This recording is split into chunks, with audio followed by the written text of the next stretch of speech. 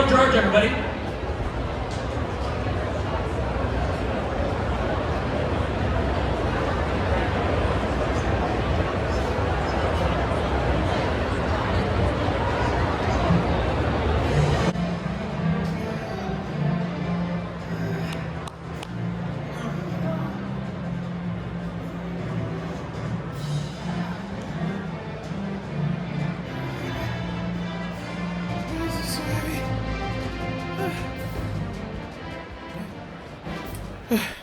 Just give me a second. Oh damn! Oh damn, that was heavy. Oh, okay. Sorry about that. Alright, I'm good. Heyo, audience! I'm Cat Girl George, and welcome to my little panel. Just before we properly get underway, I do want to do a quick sound check. Can everyone hear me okay? Folks in the back? Yeah. Thumbs up? Yes? Yeah? Yay? We're all good? Cool beans.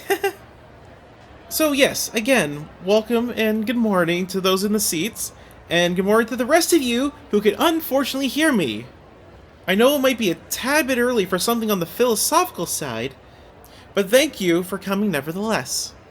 And if you're curious about the treasure chest that I dragged onto stage, due to a lack of a projector, I need to improvise a solution to show some visual aids.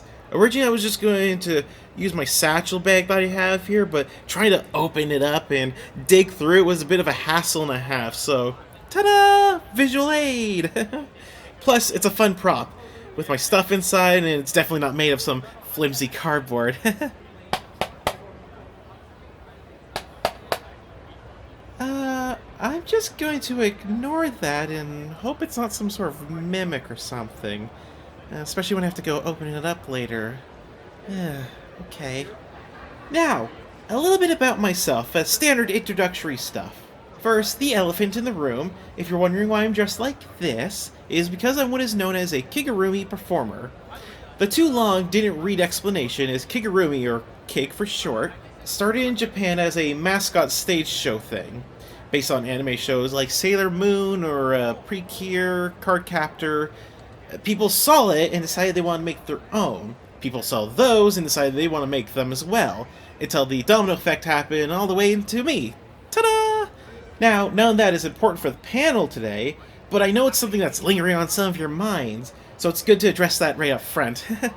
I've also done a fair share of freelance journalism within the gaming industry, some filmmaking, background philosophy and theater, tabletop game design, and even worked under the very, very vast umbrella of Disney for a very, very short amount of time.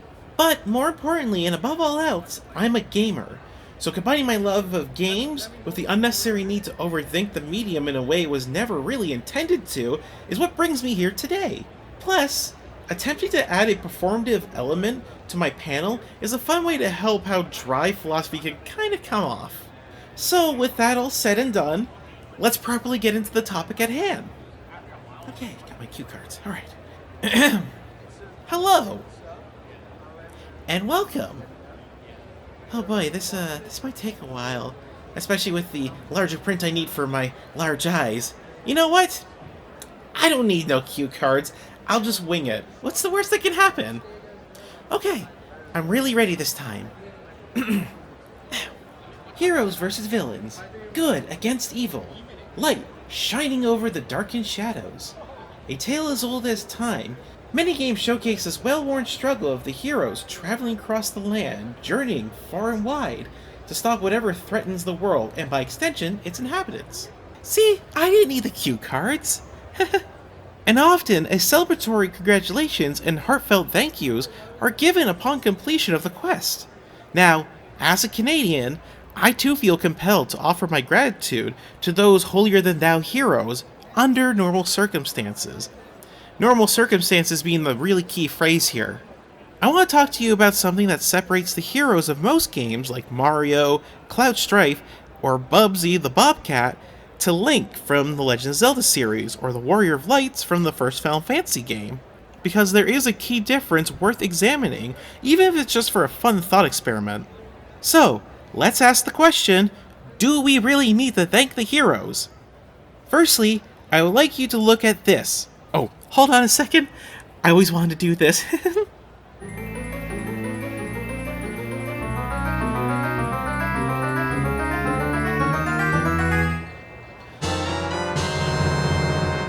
Sorry, I just needed to nerd out a little bit. I would like to turn your attention to Exhibit A. This crudely hand-drawn excuse for art that I made is a replication of the prophecy from a few of the Legend of Zelda games. It might bear some slight differences from entry to entry in each of the series, but the core narrative message remains the same. A hero, wearing a green tunic, will defeat the evil Ganon, or Ganondorf, or whatever form evil decides to take on. See, you got Link there, you got Pig Ganon taking a knee, a Dorito chip, some flames. A real lit party is happening in this image. Oh, for context, on the off chance there's someone here who has no idea what I'm talking about, The Legend of Zelda is a Nintendo game series first seen on the Famicom and NES back in 1986. Has spawned countless entries in the series, many are very beloved. Most seem to favor the Ocarina of Time, or like recent ones like the Breath of the Wild. Personally, for me, it's kind of a tie between Wind Waker and Majora's Mask. You sort of look like you enjoy the CDI games. Don't worry, there's no shame in that, every game has its merits. Regardless, as I mentioned, the tablet's meaning alters from game to game. Some games even call them legends, others, like the recent Breath of the Wild or Tears of the Kingdom, use it to expand upon, to add to the world building, and aid in the hero's journey. But ultimately, this does mean that the end goal of Link's adventure is literally written in stone. It's gonna happen, regardless of what challenges he faces or what underhanded tactics Ganon might have. Makes you wonder why Ganondorf even tries. Sort of like his story is the underdog, rebelling against the fate. So, here is where I'm going to bring some real-world philosophy into the discussion. Because, interestingly enough, the philosophers St. Augustine and Confucius actually touch on the topic of higher powers laying the foundation of our own destiny and moral obligations. Predestination is the idea or belief that people have zero control over their life, especially events that they participate in, because it's destined, it's designed, it's determined by fate or a higher power. So you sitting in and listening to a cat girl talk about philosophical theories could be a predestined event created by a flying spaghetti monster. Food for thought. So, Mr. St. Augustine of Hippo, yes, that is his actual title, yes, it is very silly, dude became the Bishop of Hippo after practicing philosophy and theology, hence the title. He wrote a book on the subject of divine fate in 427 called Predestination of Saints and Free Will. Oh, hold on, just a moment. I get to do it again. Alright, and I have read the book, so you don't have to. I even added these colorful markers to make it look like I've done some work. Alrighty, so this thing is a very wordy essay that comes off very biblical, which makes sense with him being a bishop and all. So for the sake of preventing this from sounding like Sunday church, like the heathen that I am, I'm going to substitute any Christian elements for something else. See if you notice the changes.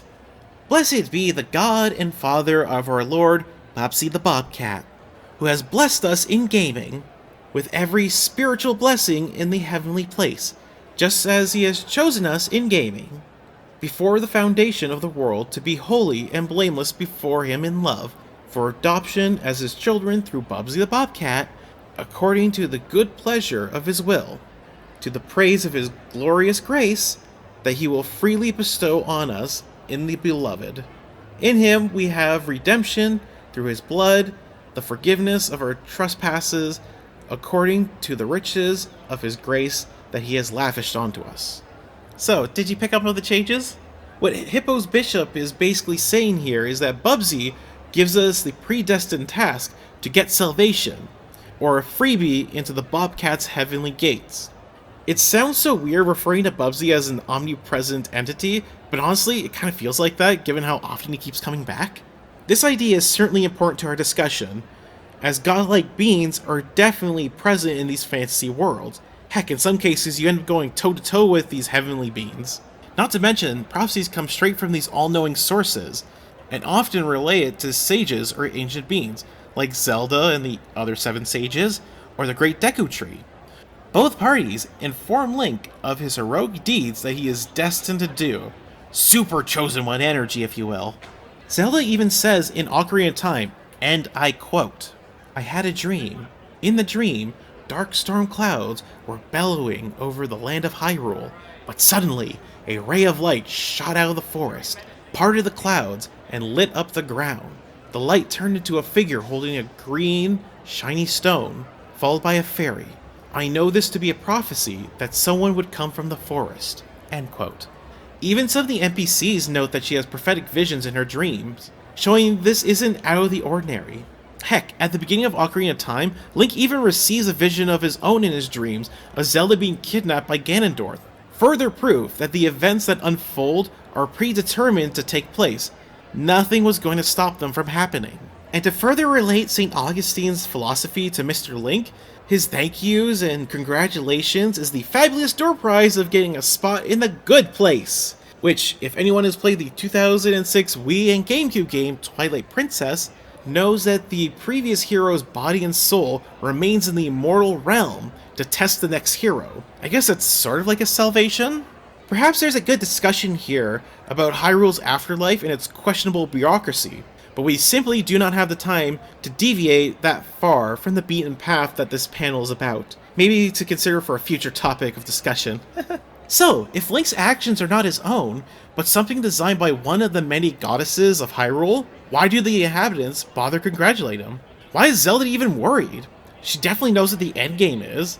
It's odd when you think about it in this context. Let's contrast Link to another well-liked Nintendo character, Mr. Mario. In a game like the 1985 classic Super Mario Bros., Mario takes the action upon himself to rescue Peach and stop Bowser and his nasty troops. No ancient stone tablet or mushroom god saying that an Italian plumber from Brooklyn will defeat an evil oversized turtle dinosaur. This makes Mario's actions his own and not predetermined to happen. Thus thanking the flower-powered plumber is deserving. So long as he's not voiced by Chris Pratt, of course. Let's apply what fatalistic logic we've covered to another game. Square Enix's Final Fantasy series, which started in 1987 on the Famicom and NES, features many of its own prophecies in each of the games. Some actually forgo any, others like to play with the concept, but to keep it very simple for now, let's hone in on one example. The first Final Fantasy game actually opens up with this introductory text scroll. The world lies shrouded in darkness. The winds die. The seas rage. The earth decays. But the people believe in a prophecy, patiently waiting for its fulfillment. When darkness veils the world, 4 warriors of light shall come. This prophecy comes from the great sage Lucan, who is head of the Circle of Sages, who foretells of 4 heroes that will come to defeat the 4 elemental fiends to restore the world, before ending the cycle created by chaos. Even at the start of the game, the king, who you immediately meet, says that the great sage prophesies the arrival of the Warriors of Light to the town, and that they would save Princess Sarah, who was kidnapped by chaos. It's wild how widespread this sage's words are, and how little he cares for spoiler warnings, since he's just gone and laid out what's going to happen. You'll recall earlier that I mentioned Confucius has some insight on fatalism. Well, now I'm bringing him up proper, which means it's time to acquire a new item! Yay!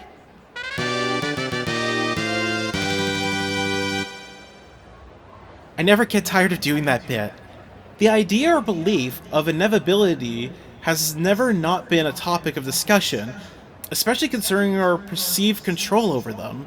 Confucius' take on the matter is at least interesting, given much of his writings don't really touch on the subject to begin with. Before I get ahead of myself, we're all somewhat familiar with Confucius, right? Popular phrase Confucius says, he's created the golden rule, never impose onto others what you would not choose yourself. Well, the great Chinese philosopher has some takes on the concept of fate. His perception on godly beings was more about the morality over the religious context, like a guidebook or a walkthrough, bestowing its will, or as he referred to it, heaven's mandate, on how the individual can act more virtuously. Now thankfully, his works aren't as wordy as Mr. Hippo's. There's just a lot of them, and no one seems to be able to reference them properly. Like the Golden Rule, that's been cited in both chapter 6, verse 28, or chapter 15, verse 23 of book 1 by different sources. And then you get into the wonky and wild different translation issues. It's maddening to research this stuff. Anyways, all this is to say that please do not at me if I misquote or miscite things. I'm just a cat trying her absolute best here. So, what does Confucius actually say when it comes to fatalism and the relationship that people have with higher entities like Shiva, Ifrit, and the newly appointed Bubsy the Bobcat? At 50, I knew the mandate of heaven. Chapter 4, verse 4, book 2. Heaven produced the virtue that is in me. Chapter 22, verse 1, book 7. If you do not understand destiny, you'll never be noble-minded. Chapter 20, verse 3, book 1.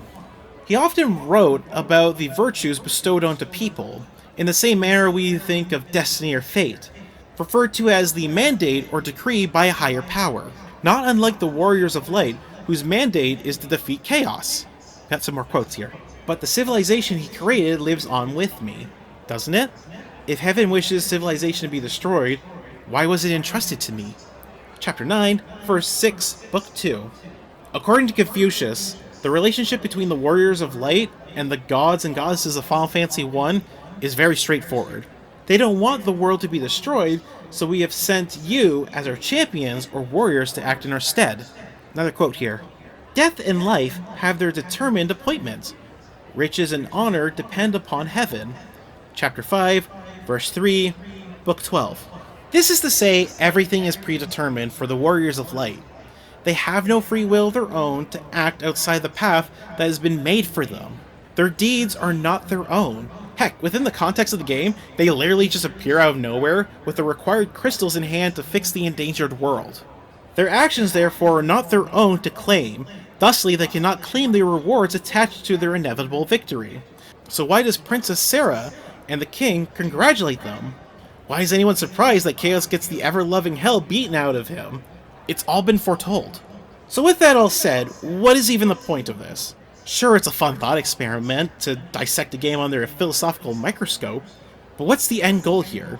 Tropes and classic story elements, like prophecies, are well-used narrative cliches for a reason. They help springboard the plot forward. But I think it's worth questioning them, especially when you're making your own stories for your own creative projects, whether that's a game that you're designing, a book you're writing, your Tables RPG campaign, or whatever else. Simply questioning a trope acts as an opportunity to expand on the world building.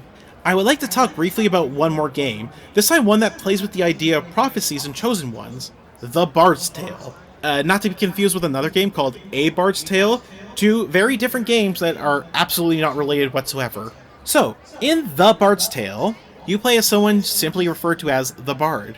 They have been tasked to save the princess, because they are now the chosen one. The flip here is that the Bard is just one person in a very long line of very recent chosen ones, who have all become ex-chosen ones due to death. The disposable nature of the heroic status that is bestowed by higher powers is a great twist on the trope, how completely useless it is to be deemed such a title that ultimately means nothing, clearly showing the importance of our own actions. It spits in the face of what St. Augustine and Confucius write about, and I love it! The Bard as a character is incredibly selfish, and only acts within his own interest. Is some higher power actually picked him to act in their stead? As a figure of virtue, there must have been a very slim pickings of warriors of light and justice. I'm not going to spoil the game, but I do want to loosely mention the ending. Now don't worry, as it is a comedic game, and the importance is placed on the journey over the destination. And even then, I'm only going to include the broadest of, examinations here. In the game itself, there are 3 endings. We can really only consider one of those endings to be traditionally good, but none of them play into the chosen one heroic archetype. In one of them, evil wins and the Bard dies. Not great. Another one has the evil winning, but the undead army make for really good drinking buddies for the Bard. Okay. And the last one just sort of ends, with the Bard looking for a next job or whatever. Nothing befitting a chosen one that has just saved the land. This is the beauty of questioning tropes. It gets you thinking about the what-ifs, and how they could work with or without a prophecy. How the average village person feels about them compared to leaders. Where they come from, and who actually started them. So the next time you're playing a game or creating a story, question it. See where the questions lead you. It could be a fun exercise or a helpful tool to fleshing out the world that you're creating. With that all said and done, thank you again for coming to my panel. Enjoy the convention, have fun, and thanks to the Toronto Game Expo for letting me do this very silly thing. And until next time, keep on gaming.